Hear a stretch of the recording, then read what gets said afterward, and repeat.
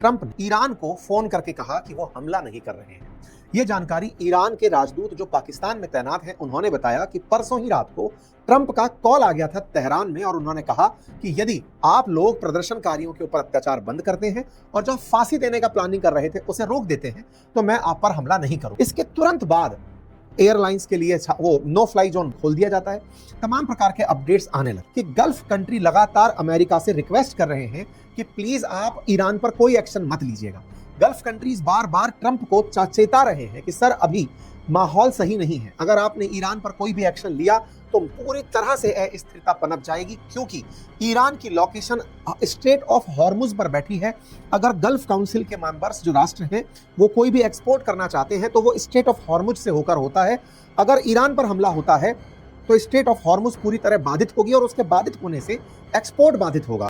Iran उतना कमजोर नहीं है जितना वेनेजुएला था, उसको वैसे एस्टिमेट ना करें कि ईरान जिस पर्शियन गल्फ में जुड़ा है वहां पर स्ट्रेट ऑफ हॉर्मुज है और स्ट्रेट ऑफ हॉर्मुज जो है उसके साथ साथ ये अन्य देश जो दक्षिण की तरफ जुड़े हुए हैं, Qatar, Bahrain, Kuwait, Saudi, UAE, Gulf का country UAE, Saudi Arabia, Oman, Qatar, ये सब वो देश हैं जो कि अमेरिका के साथ अच्छे व्यवहार रखते हैं और ईरान इन सब को टारगेट बनाने की धमकी दे चुका है कि अगर तुमने किसी ने भी यहां पर अमेरिका को हम पर हमला करने दिया तो हम अमेरिका तक नहीं जाएंगे, हम तुम पर आएंगे। और ईरान ने जो ये टेक्निक अपनाई इसके चलते ही सऊदी तुरंत पहुंचा अमेरिका के पास, लॉबिंग की, इससे हमें बहुत दिक्कत हो जाएगी, सर रोकिए, आप ईरान पर कोई एक्शन मत लीजिए।